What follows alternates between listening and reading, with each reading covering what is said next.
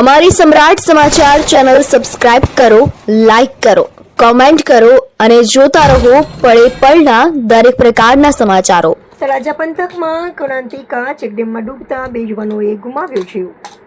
તળાજા તાલુકાના મથાવડા ગામેથી એક અત્યંત કરુણ ઘટના સામે આવી છે।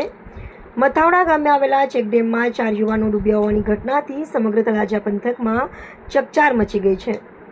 ઘટનાની જાણ થતાં જ પોલીસ અને ફાયર ટીમ તાત્કાલિક ઘટના સ્થળે દોડી આવી હતી। ભારે જહેમત બાદ 4 યુવાનોને ચેકડેમમાંથી બહાર કાઢવામાં આવ્યા હતા।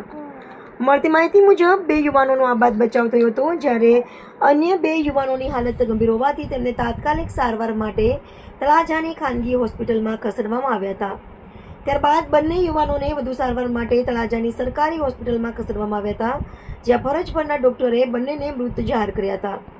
મૃતક યુવાનોમાં 19 વર્ષીય મિલનભાઈ ગોવિંદભાઈ શિયાળ અને 18 વર્ષીય તુષારભાઈ ગંભીરભાઈ શિયાળનો સમાવેશ થાય છે।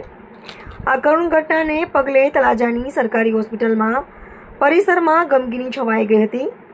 ઘટનાની જાણ થતાં તળાજાના ધારાસભ્ય ગૌતમભાઈ ચૌહાણ અને એબીભાઈ, રમેશભાઈ ભાલિયા, હરેશભાઈ મેર, તુલસીભાઈ મકવાણા, હિંમતભાઈ ડાભી સહિત તળાજાના કોળી સમાજના આગેવાનો હોસ્પિટલ ખાતે દોડી આવ્યા હતા। આ ઉપરાંત તળાજા મામલતદાર કચેરીના કર્મચારીઓ પણ હોસ્પિટલ ખાતે પહોંચ્યા હતા। 2 યુવાઓને અકાળે જીવ ગુમાવતા મથાવડા ગામ સહિત સમગ્ર તળાજા પંથકમાં શોકનું મોજું ફરી વળ્યું છે।